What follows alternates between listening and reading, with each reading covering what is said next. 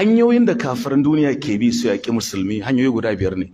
Yanzu sun fito da wani shiri mai suna Agile, kuma an ɗauki Borno daga cikin jihohin da za a fara aiwatar da Agile a kai. Ka san menene ma'anar Agile? Majalisar malamai mun zauna a Kano magana a kai. Tana nufin Adolescent Girl Initiative for Learning and Empowerment. Agile.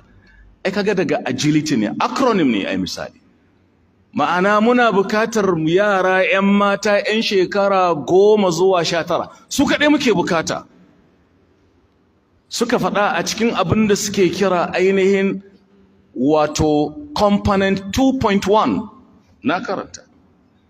Suka shi abin da muke bukata yaran da ke arewa musamman mu nuna musu cewa a raba su da takunkumin addini da al'adu ta yanda uba bai sai ce da ɗan yashi ke sa hijabi ba ce baba I am free abin da suke nufi.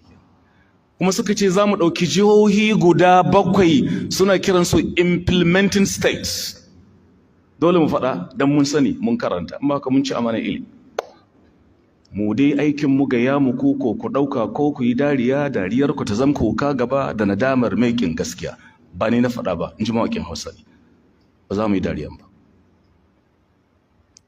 Da suka tashi zaɓen jihohi da za su gwada wannan tsiyar, ɗan tsiya ce.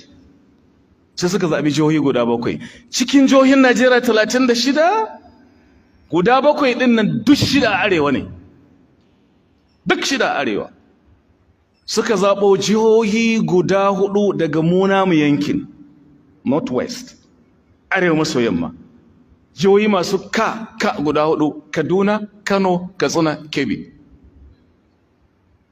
Suka ɗauki jiha 1 daga northeast Borno, kaga 5 kenan. Suka ɗauki 1 a north central Plateau, ai duk arewa ce. Suka ɗauki 1 a west southwest Ekiti, babu 1 a southwest ƙasar Inyamurai, Anambra, Enugu, Ebonyi, babu 1 a south ƙasar Ijo, ƙasar Emanayambo, Rivers, Cross Rivers, da wace ce ɗayan ne ga sunan babu.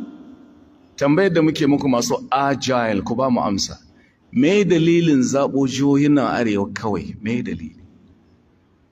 Kuma me kuke nufi da ƙwatuwar daga takunkumin addini? Kila kai da aka ɗauki ka kana samun 'yan kuɗin cefa ne ka ce malam don Allah kar ku tsananta, ai sana za su taimaka mana. Ai maso kayan gafi ka dabara. Ba Yahude in yana son ya gama da kai sai ya zo maka da alkhairi quote and quote guda 10, amma sharri kwaya ɗaya yake nufi. Halawa ce ka ba yaro, amma halawar cikin ta guba ne, sai ka lulluɓe halawar da ainihin guba. Guban na ciki, yaro na tanda. Na'am, in ya gama tsotsa zakin hina idin taqa'ul baliya. Haka suke mana. Kuma da yake muna fama da talauci, kuma ne ya gami wallahi malam sun yi nisa musamman a nan Borno. Ba na ce laifi ba ne, don sana gyara makarantu, gaskiya ne. Yarinya za mu baki kuɗi ki je ki karatu a Oxford, a Yale, ko da a Harvard, a Massachusetts, ko a Princeton, a Sorbonne misali, manya-manyan jami'ai da ake jirinsu a duniya. Amma ubanki bai sai shi da ke ƙala ba. To wace tarbiyya ce wannan? To dole ne al'ummanmu mu ba abin da muke da shi sai addininmu shine kan gaba. Ku fahimta da kyau. Bokon nan da ka ganshi dole mu shiga mu yi shi mu musuluntar da shi, amma ka mai da hankali. Mai rubabban haƙori in ya tashi ta wani a hankali. Wanda ke gidan gilashi kare jifa da dutse, Hausa nake muku, da na iya Kanuri da ita zangaya muku. Saboda haka amma dole a yi bayani domin mu tsira mu gudu tare. Dole lacca ya kamata a kan wannan ƙara fito da tarihin me ake nufi da shika-shikan sabon tsari na guda 5 ɗin nan, ina ka samu su? Abu ne mai sauki a je ƙauyuka a samu 'yan ƙauye kamar da wani gami a Kano, wallahi malam sai zuba 'yar ƙauye 15,000. Ita shekarar ta 10 bata kama 5,000 ba. Ga 15,000? Ai magana ta ƙare. 15,000 rigis sai da ce ai salati 10 ga annabi, Allah ya kawo alkhairi.